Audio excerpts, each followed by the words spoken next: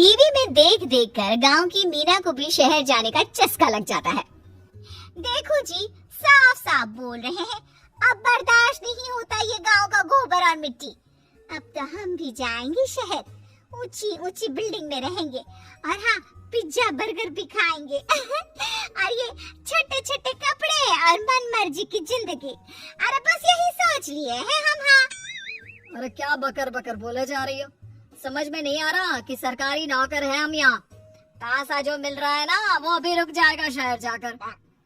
वो क्या कहते हैं, मास्टर ही तो हो, कौन कलेक्टर लगे हो जी? ऑनलाइन पढ़ाते हो, वहीं से कर लेना। अरे ले क्यों नहीं जाता है?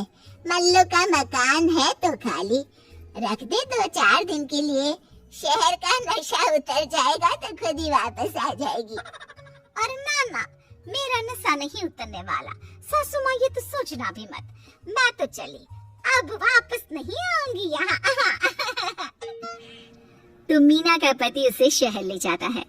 रहने का जुगाड़, पति की सरकारी ऑनलाइन नौकरी, शुरू हो जाता है मीना का शहर का सफर।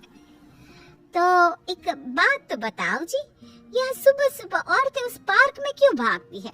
दौड़ती रहती है सब एक के पीछे एक। अरे गवार औरत, वो लोग अपना वजन कम करने के लिए भागती हैं। टाइट पैंट, टी शर्ट और शूज। हाँ, देखा तो कितनी समझदार है यहाँ शहर की औरतें, वरना हमें तो गांव में वक्त ही नहीं मिलता जी भागने का। सुबह से उठकर आटा चक्की में पीसो, फिर गेहूं धो सुखाओ, गाय की सेवा और फिर खेत का काम। हाँ, क्योंकि वहाँ सारे काम खुद के हाथों से होते थे और शरीर चलता रहता था। यहाँ तो मेड खाना बनाती है, काम वाली काम करती है और बागीचे में जो 2-4 गमले रखे होते हैं उसे भी पानी देने के लिए माली होता है। अच्छा, तो ये तो अच्छी बात है ना जी। घर का काम करने से तो अच्छा ये है कि पार्क में दौड़ लगाकर थका जाए। कल से तो ना मैं भी जाऊंगी पार्क में दौड़ने। अगले दिन से मीना पार्क में दौड़ना शुरू करती है, लेकिन ये क्या, पैर फिसला और मीना बहू गिर गई। अरे अरे, ये गिर गई। आओ आओ, सभी उसे उठाकर घर पहुंचाते हैं।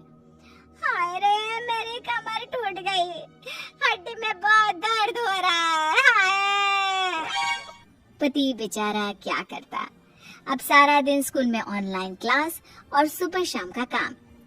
बीवी बेड पर लेटे लेटे महीनों बाद, हाँ, अब मैं ठीक फील कर रही हूँ, चल फिर भी सकती हूँ, आज से ही काम पर चढ़ जाऊंगी।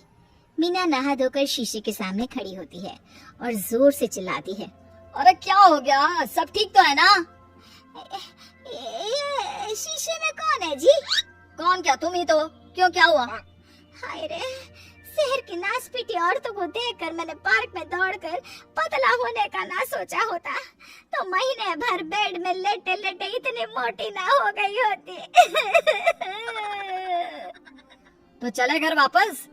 वैसे भी मेरी तो खाना बना बना कर हालत खराब हो गई है। ना, गाँव नहीं जाना, पहले तो कल ना शॉपिंग पर चलेंगे। मैंने शहर का खाना बनाने वाली क्लास भी ज्वाइन कर ली है, कल से ना मैं शहर की जिंदगी जीऊंगी। हाँ। अगले दिन से अब घर में सिर्फ बर्गर और पिज्जा बनना शुरू हो जाता है। अरे कभी तो रोटी खिला दो। अरे रोटी ही तो है, अब रोटी अलग सब्जी अलग। ये देखो, रोटी में सब्जी डालकर ये ऐसे ओवन में डाल दिया, ठीक है ना। भूखा पति क्या करता, खा लेता है जो भी मिलता है। इसी को पिज्जा बोलते हैं क्या?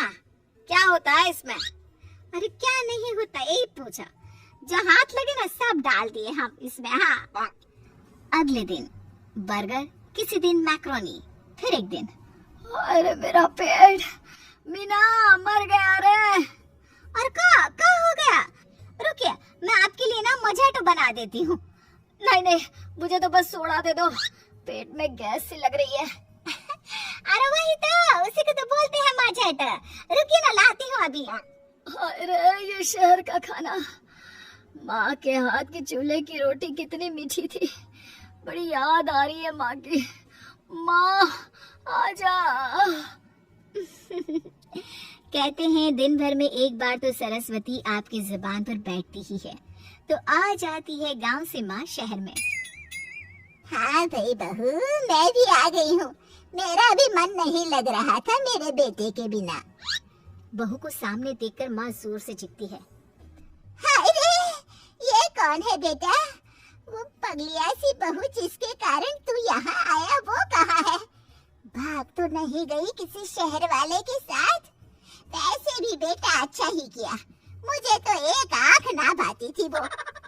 माँ जी, हम ही है मीना, आपकी बहू। और कब मैं बगलिया जैसी रहती थी?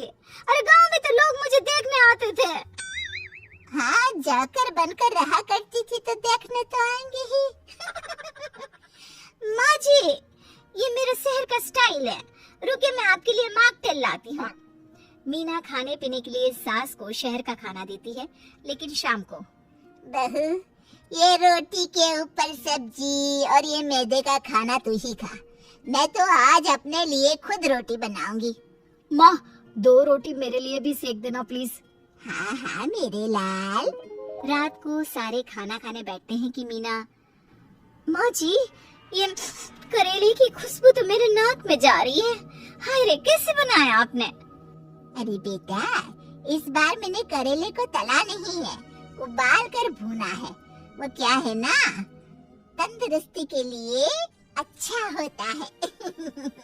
वैसे तू ना वो मैदे की रोटी ही खाना। ले बेटा ले, तू करेला ले, ये आम का अचार और ये मक्के की रोटी खा मेरे लाल। मीना को माँ के हाथ का खाना खाने का मन तो बड़ा करता है, लेकिन क्या करे, शहर का खाना खाने जो आई थी। अच्छा मीना, कल मैं बाजार घूमने जाऊंगी, तू भी चलना। सुना यहाँ कपड़े बड़े सस्ते मिलते हैं। दोनों सास बहू बाजार जाते हैं कि दुकानदार मीना से कहता है, बहन जी, अपनी बहू के लिए ये ड्रेस ले लीजिए, वो क्या है ना, बहुत जचेगी ईद पर। बहू, बहू मैं हूँ, वो सास है मेरी। माफ करिए, वो क्या है ना, शरीर की बनावट देखकर कंफ्यूज हो गया था। ले लीजिए ना, अब देख लीजिए क्या क्या चाहिए।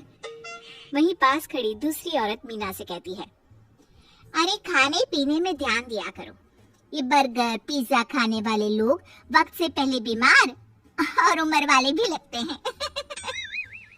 हम तो भाई शुद्ध गांव का खाना, रोटी, साफ पानी पीते हैं। दोनों रास्ते से घर की तरफ आ रही होती है कि हाय रे माँ जी, ये देखे तो कितनी लंबी लंबी बिल्डिंग है। बहू ऊपर देख रही होती है कि नीचे पड़े गोबर में उसका पैर पड़ जाता है। जिस गोबर से बचने तू इस शहर में आई थी ना, वही तेरे पैर पर लग गया। बहू, लग नहीं रहा कि शहर आकर तेरे साथ कुछ अच्छा हुआ है।